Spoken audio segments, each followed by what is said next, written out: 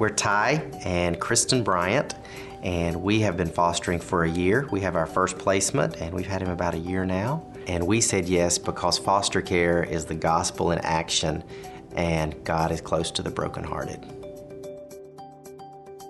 It started on a beach trip, and we took 2 weeks away with our family, and we were feeling very unsettled. We just felt God was leading us to something different and new. I'm a pastor, and so I'm around church and people all the time, but we wanted something for us, not just because we had to do it at the church. And so we started praying and thinking, and immediately my sweet wife said, I think God wants us to adopt.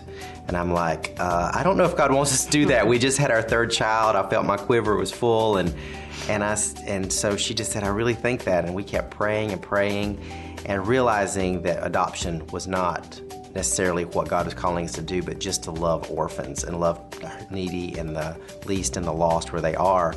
And so we heard about Faith Bridge, and we started exploring, went to some meetings, and we loved the concept. And we said, well, if God is calling us to adopt, let's at least start with foster care, because we want to love on the birth parents too. That's where we really feel called, is to love those moms and dads who are hurting, who can't take care of the kids, because we were really drawn to that first.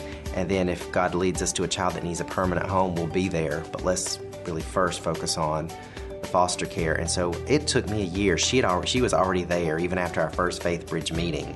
My heart started changing, and quickly I said, we need to do this. And so we got approved. We took our first placement last September, which would be September of 2012, and we have not looked back. And it's all because Faith Bridge, going to that first initial meeting 2 years ago, it took a year to get approved and for me to finally say yes, but then planting that seed and loving us well and answering questions and sending emails and calling us and just saying, how can we help you think through this?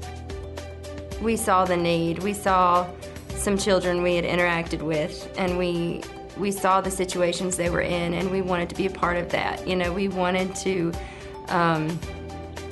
love on these kids and love on their parents any way that we could. We wanted to show the love of Jesus to them and just let them know that they are important, they are valued, their life is worth something.